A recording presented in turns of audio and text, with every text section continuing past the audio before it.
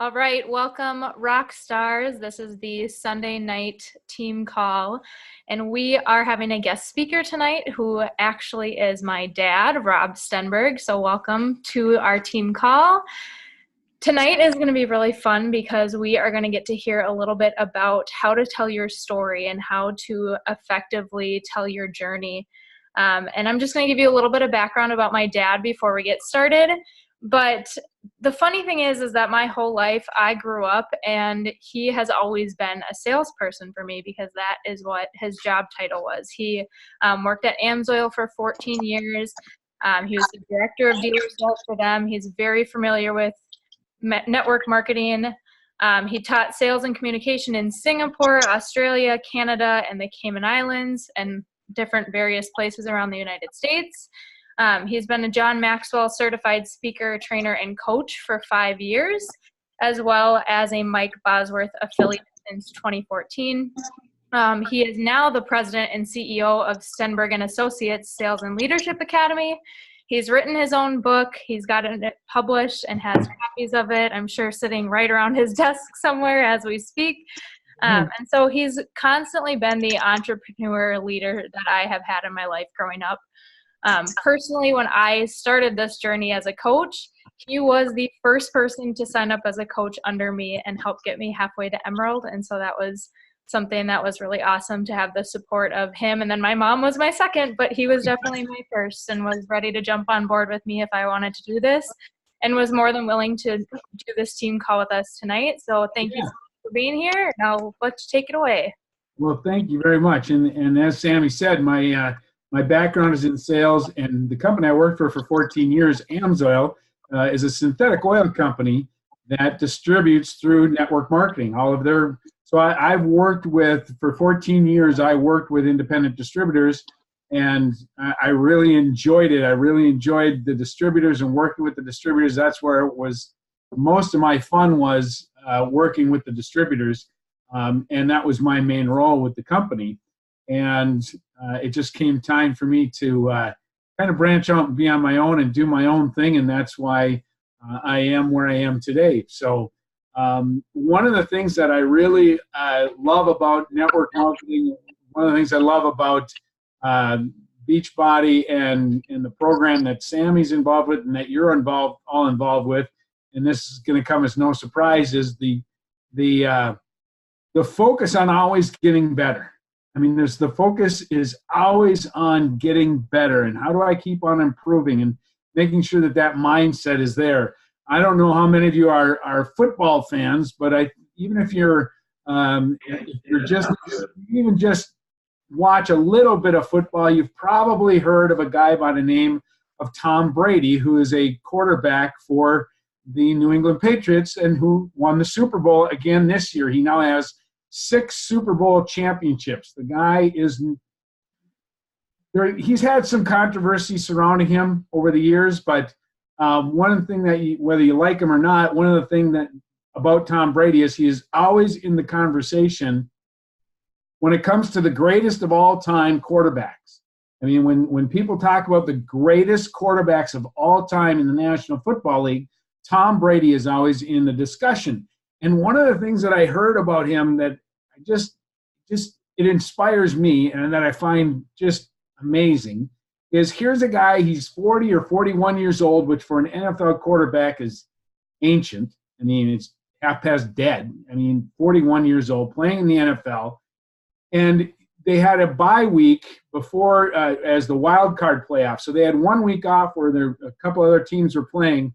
And so in that bye week, instead of just resting and just taking all the rest that he could. Now, here's a guy, again, keep in mind, in the conversation always of one of the greatest quarterbacks of all time, and in his off week, he flies in his throwing coach for 3 days so that he can improve his release point and improve the amount of time, the quickness that he gets that football out of his hand from the time it's hiked to him from the center to the time he gets it out of his hand.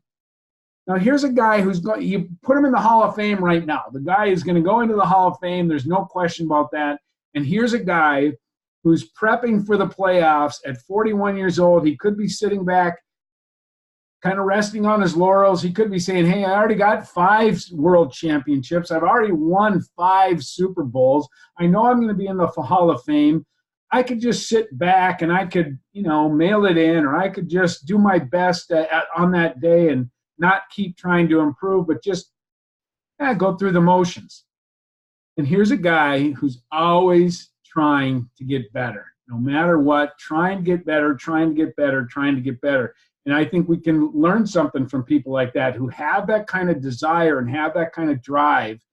And that kind of desire and that kind of drive can be created.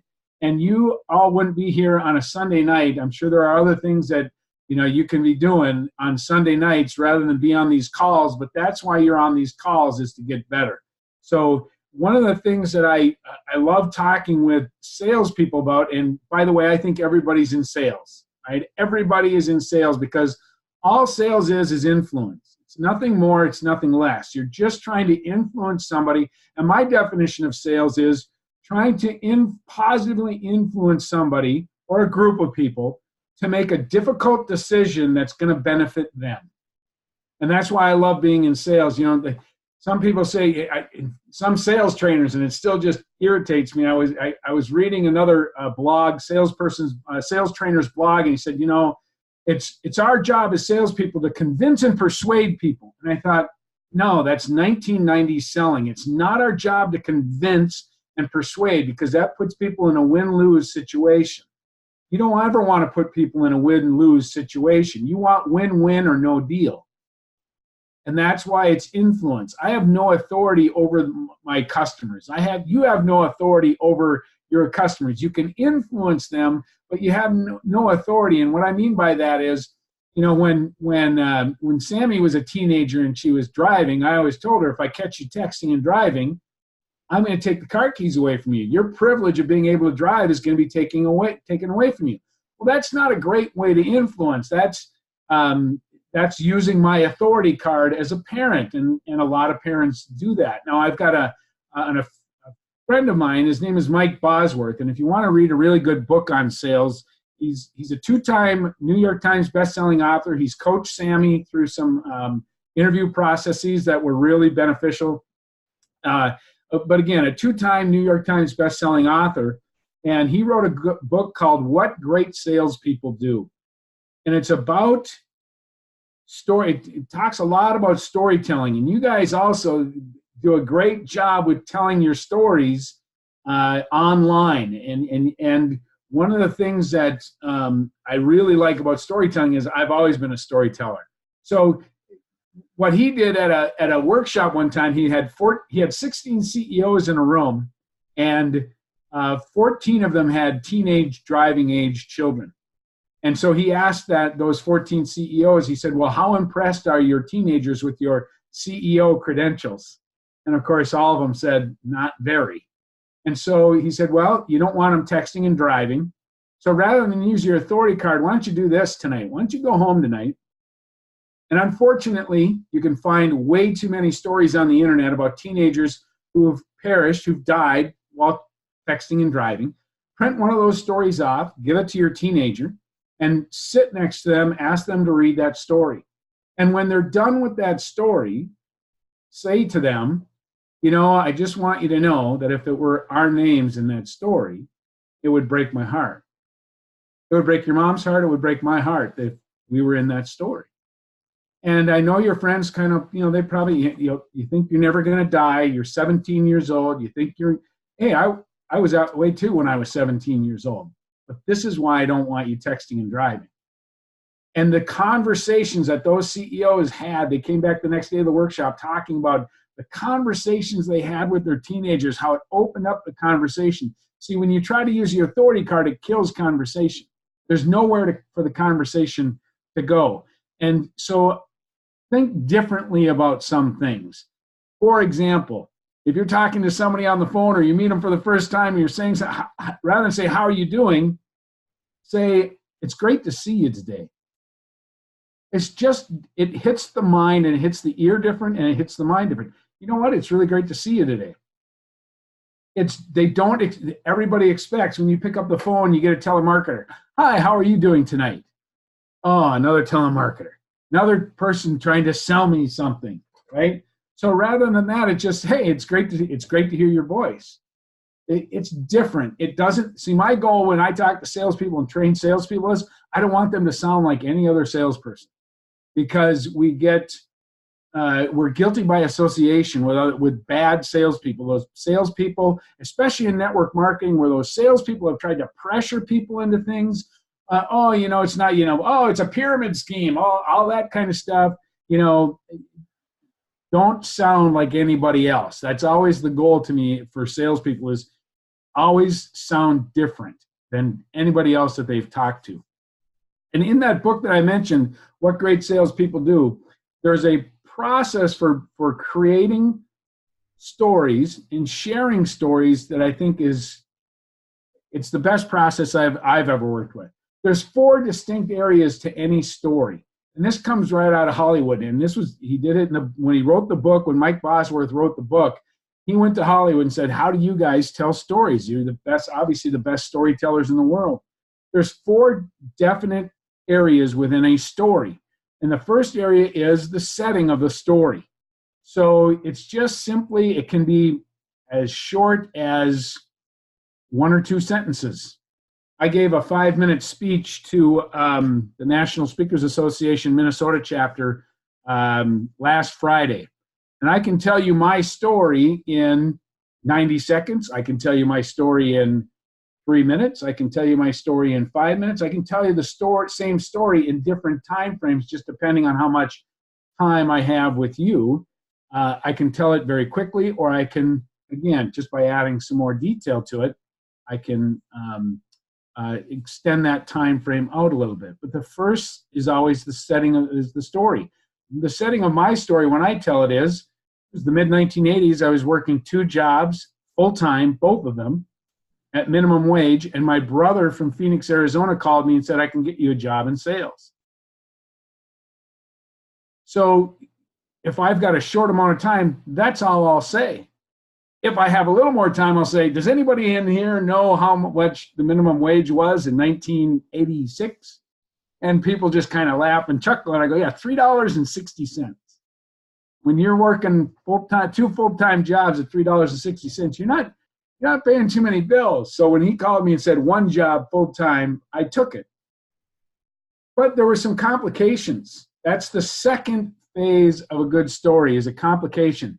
And I want you to think about any movie you've gone to, the last movie you went to, the last book you read, the last play you've gone to. The complication is always that part of the story that is spent, most of the time is spent in. When you're reading a book, again, think of the last movie you went to, all the complication, how much time was spent in the complication. But what we do as human beings when we're talking to people is we think, oh, geez, we don't want to give them too much information. We don't want to seem like we're weak, so we don't want to show too much vulnerability.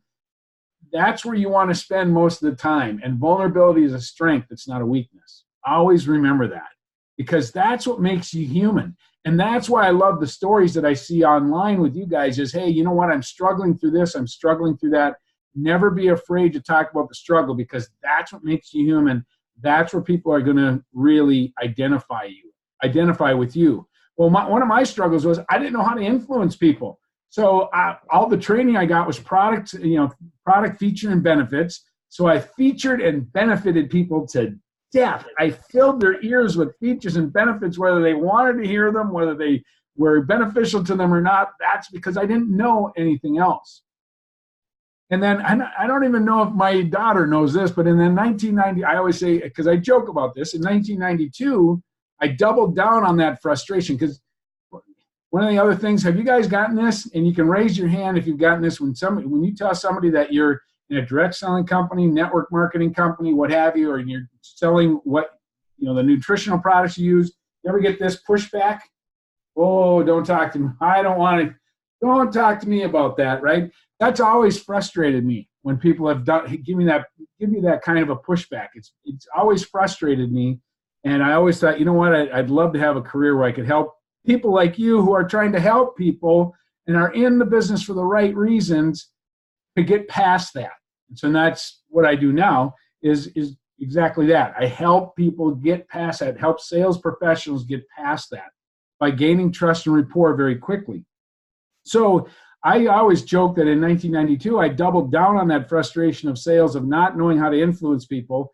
By moving back to Minnesota, I went to work for Sammy's grandpa and went to work in the family business. And I'm a quick study. It only took me about 8 years to figure out that we couldn't work together anymore. I'm a real quick study on that. So then I was fortunate to find a job with a company, Amsoil, where they were looking for somebody who knew how to influence people. That's the third. Now I'm talking about a turning point to the story. That's the third part of your story, is the turning point. It's kind of that aha moment. It's that you realize, hey, there's a new way to do things. So, if you look at just knowing Sammy's story of where she started in her health journey and the challenges she had with shoulder surgery and, the mindset of things, can I really do this? This is going to be a lot of work. And there's that turning point where you say, you know what?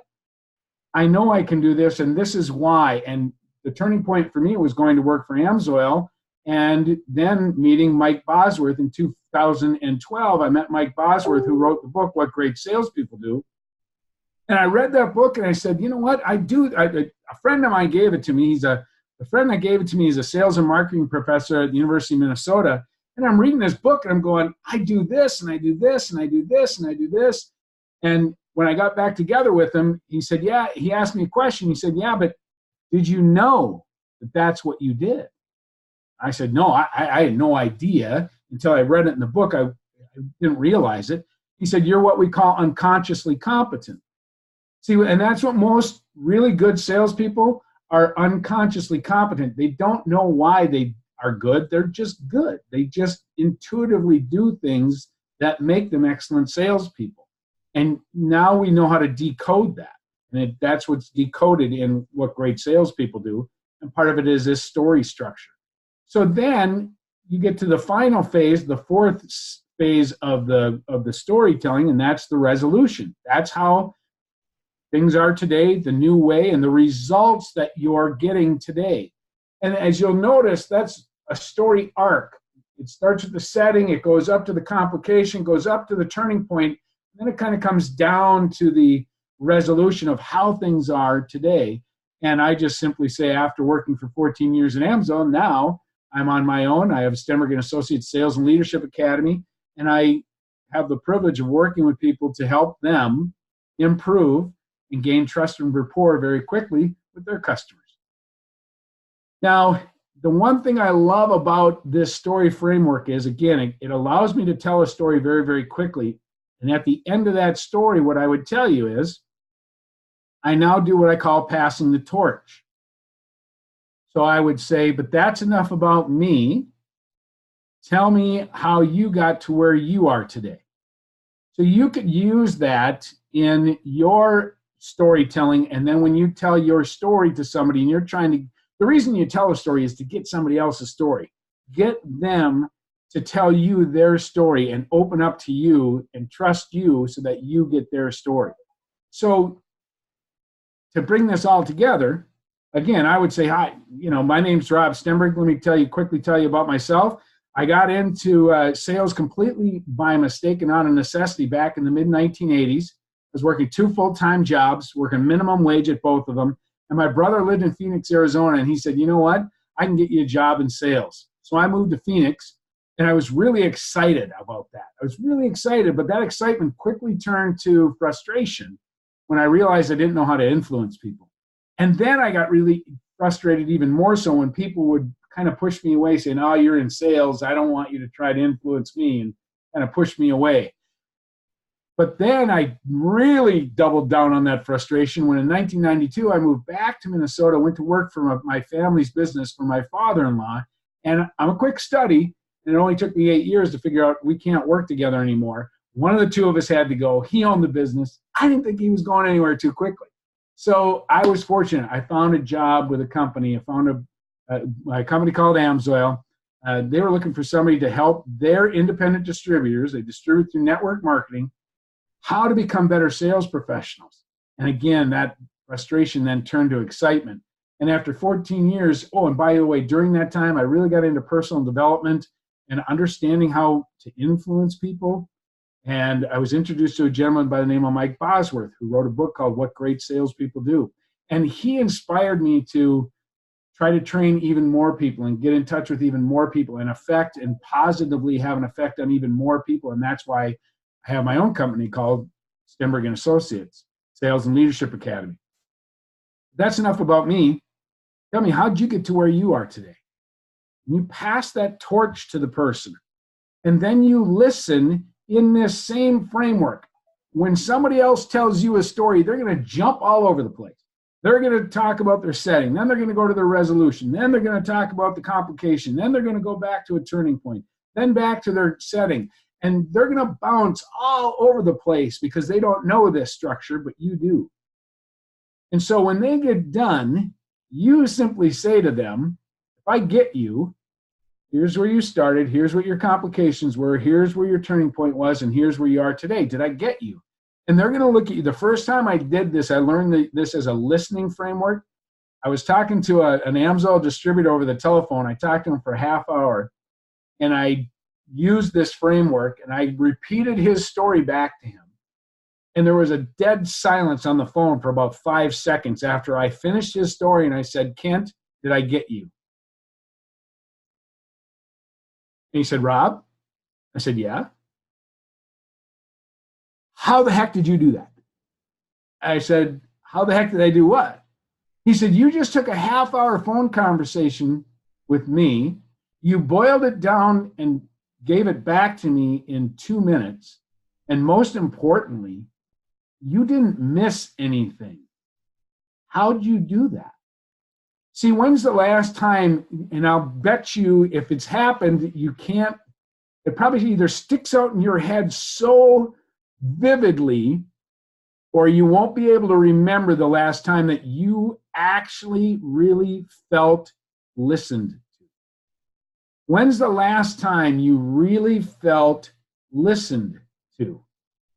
See, only 2% of the adults in the United States today have had any type of training on how to listen. 2%. Use this storytelling framework, the setting, the complication, the turning point, and the resolution as a listening framework to listen to the people that you're talking to about joining your organization. Because the better you understand their story and the better you can communicate that back to them, the more likely you are to gain trust and rapport with them very, very quickly. And once you gain trust, now you have the foundation for a relationship to move forward. If you don't have trust, you've got nothing. I mean, that's just the way it is. So I love this framework. I love that book, What Great Salespeople Do. I'm a big believer in never stop learning.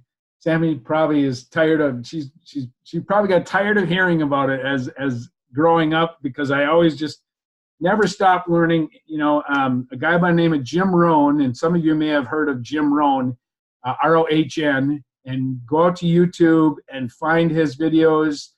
He passed away 4 or 5 years ago. He was known as the #1 business philosopher in the world. And he said, one of his famous quotes is, a formal education will earn you a living. You'll be able to earn a living with a formal education. Self-education will make you rich. It's not the education that, you know, you get, and it's important, you know, that K through 12, that college education, all of that is important, but that just gets you started. It's what you do after that that is really going to help make you rich. And I don't mean just rich monetarily. I mean rich in physical health, rich in spirituality, rich in your love relationships, rich in your whole life, all of it, not just monetarily, but in everything else as well. So he's another great resource that I really love. I listen to him as much as I can. Fortunately, a lot of his stuff is on video and on audio recordings and so forth. So he's another great resource. But learn how to tell your story quickly. Learn how to tell it in 90 seconds, 3 minutes, practice it. Practice your presentations. That's one thing that always has bothered me about salespeople as well. I don't know any I don't know any profession. I don't care what profession you're talking about. You can talk about, we talked about the NFL. You can talk about professional musicians, actors, actresses. Think of any profession and tell me any profession that somebody gets to the top of their profession without practicing. Doesn't happen. So practice your presentations. Practice what you're going to say to somebody. If you talk to 10 people and 8 of them give you a similar response, practice your response to that statement and say it out loud. It has to be out loud. Talk to the mirror. Talk to your dogs. Talk to the wall. I mean, my dog has heard my presentation like this probably more than anything else on earth has heard my presentation. So practice it out loud, because it sounds different coming out of your mouth than if you just play it within your head. And remember, I'll leave you with this: the most important person you talk to every single day is yourself. So watch yourself talk. And here's a phrase I encourage you to write down. Does that thought serve me? If you think of something, the first statement I want you to make to yourself and the first question I want you to ask yourself is, does that thought serve me? If the answer is no, have another thought right away that does serve you. Oh, I can't, you know what? I can't work out today. I'm just too, does that thought serve me? No. I can work out today. I'll fit in the 20 minutes. I'll figure out how to get that worked into the day. You know what? I can't work out tomorrow. Well, that thought doesn't serve me. If I set my alarm 20 minutes earlier, I can get up and I can get that workout in. So does that thought serve me? It's a mindset thing. Mindset's extremely important. There's another great book I'd love to read. Mindset. It's called Mindset. I can't remember the lady's name who wrote it, but it's a great book. It's a great book. If you Google Mindset or go to Amazon and put in Mindset, another great book on mindset, on how to improve your mindset. So that's what I had today. Sam, I'd love to take questions if anybody has any questions.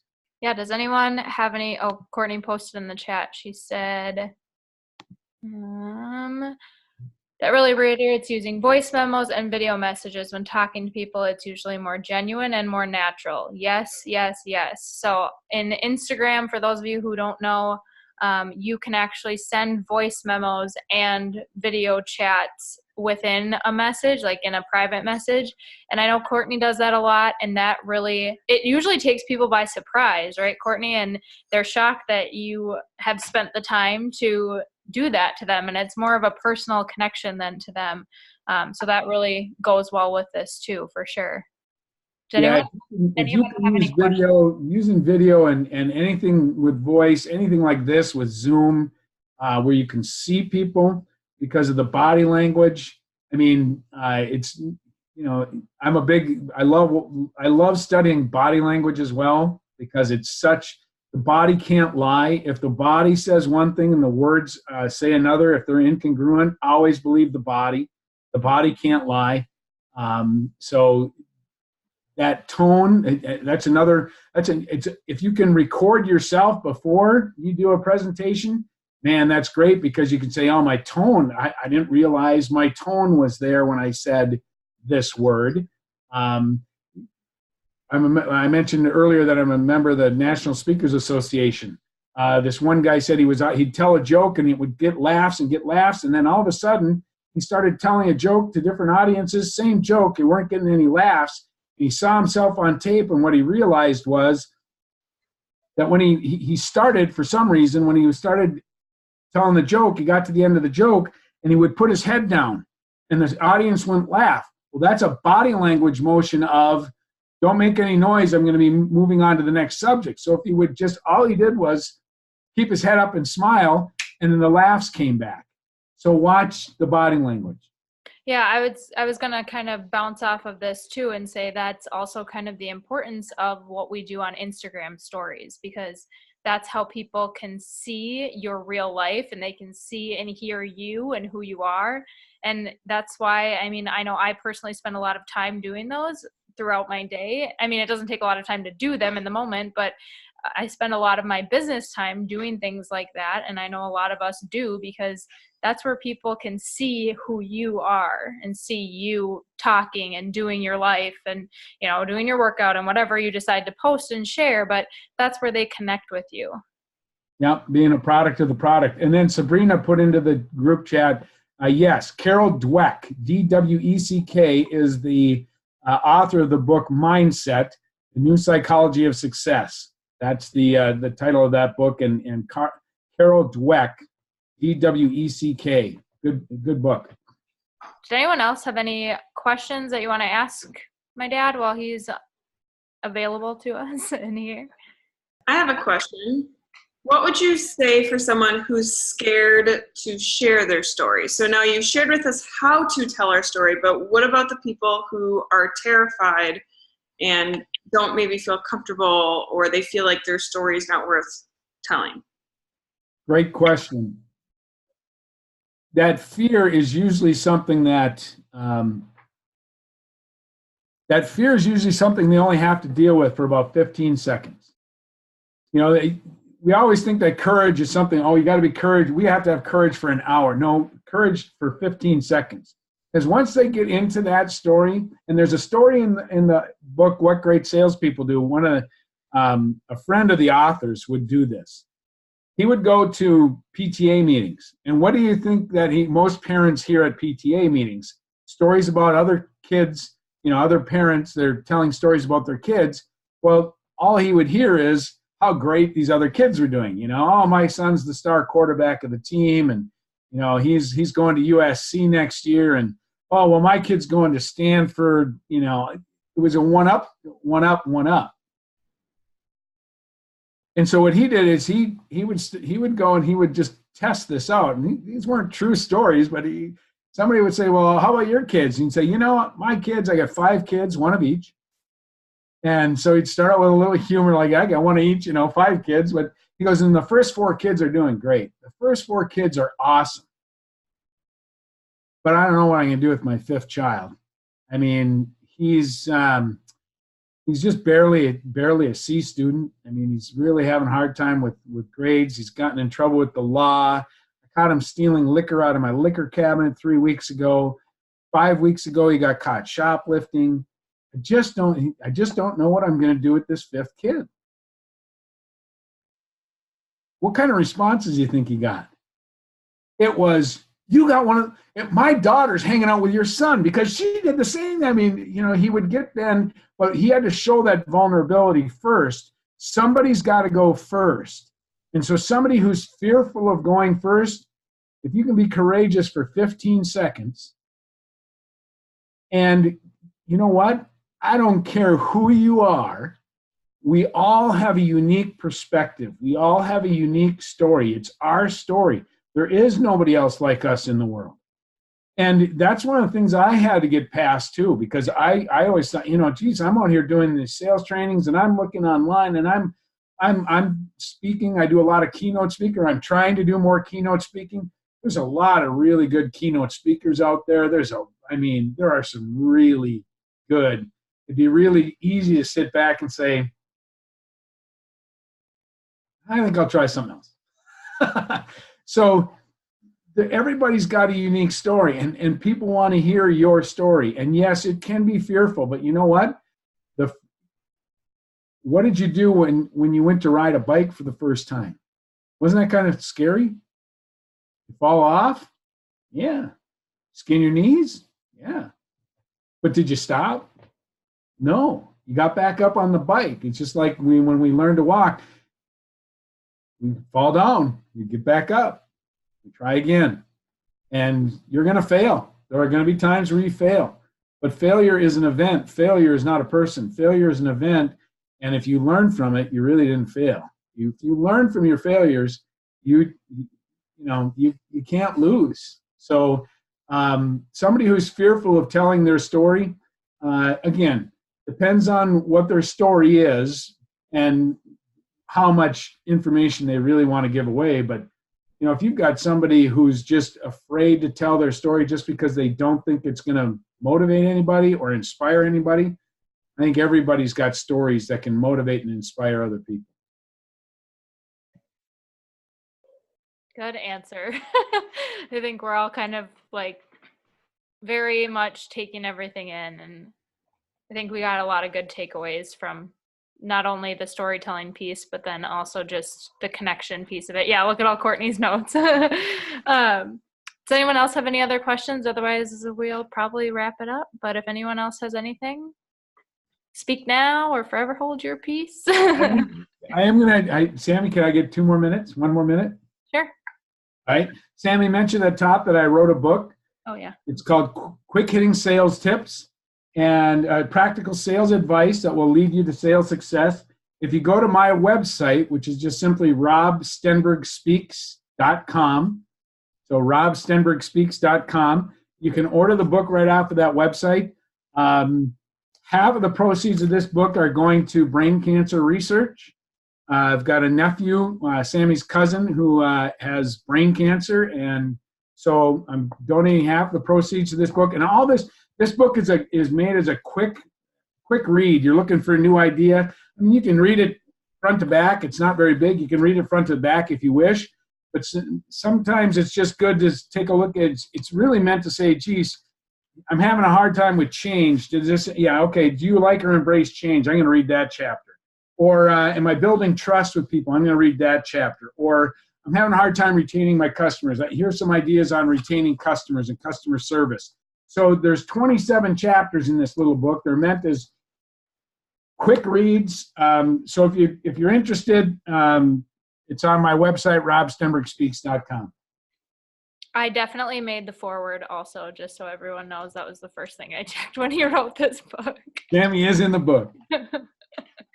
Okay, well, thank you so much for doing this for us. I think we all got some really good takeaways and notes and different things, and have a lot of things that now we can move forward with and take into telling our own story. So thank you so much for being there. Some people are posting in the comments, meant to be on this call. Sydney, I'm so thankful you were here for the first time ever. Yeah, so thank you so much, Dad. You bet. And feel free to connect with me on LinkedIn as well. See ya. Bye. Thank you. See you later.